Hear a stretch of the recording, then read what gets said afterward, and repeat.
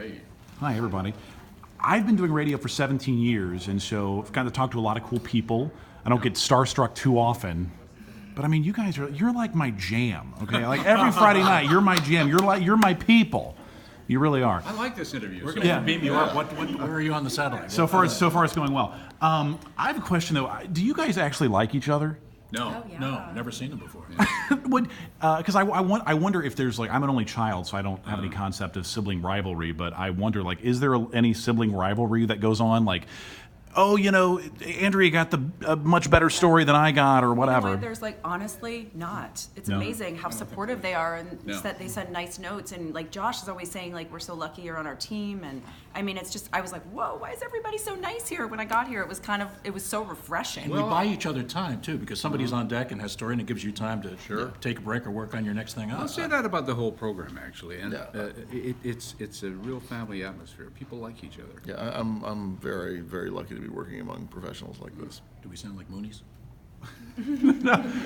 So, are you guys all out of LA? No, only Keith and I are in Southern California. Yeah. I'm in South Florida most of the time. Oh wow. Yeah. I guess it doesn't really. Andrew's in New York. And you're in New York. I guess it doesn't really. Zip code doesn't matter. Yeah, it doesn't really matter. And so, do you guys go to an office? Do you have an office? Is there In the house. In the house? Yeah. You all. My I have upstairs a- bedroom. Yeah, That's the Southern Bureau for Dateline. I have a desk. I have a desk. I just don't ever go to it. I usually work and write out of my house. Yeah.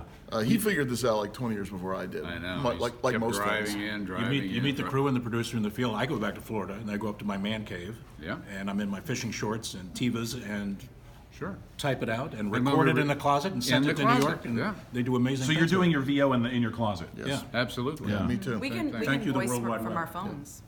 Wow. Yeah. That's how good the technology has gotten. How I did. how much time do you spend on the road versus at home? It varies a lot. It just really depends on the workload. You can be away every week for several days, or you'll go. I was gone. 3 weeks I was without going gone the anywhere. month of January, and then twiddled my thumbs for most of February, and then started up again in March. I'm in the middle of 8 or 9 days on the road right now. But the thing is, once the story's done, you have to be back to look at the Finding the footage next and one. write it Yeah. also. So that requires being home I've for a already while. made platinum on Delta. And it's the beginning of May. Do you So- write your own stories? I mean, what we hear you say on the television, did you write that?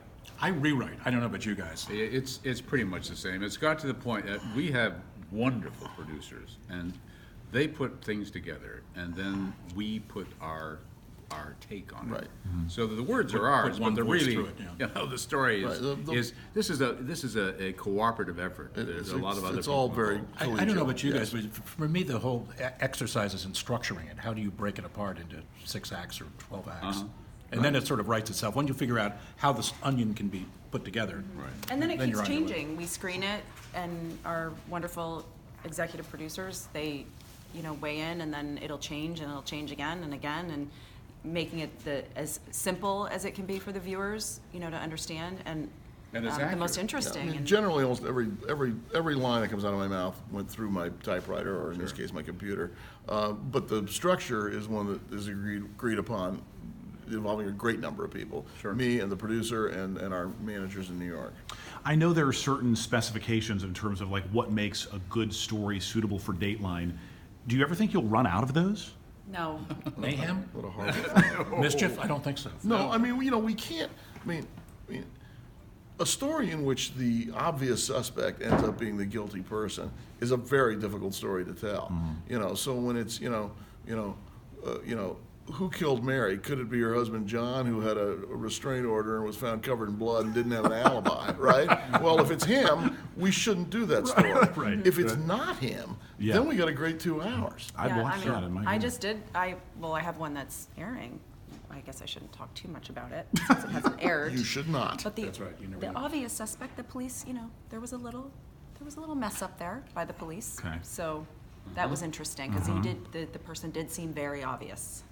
Do you watch Dateline Oh yeah. as it's airing? Oh yeah.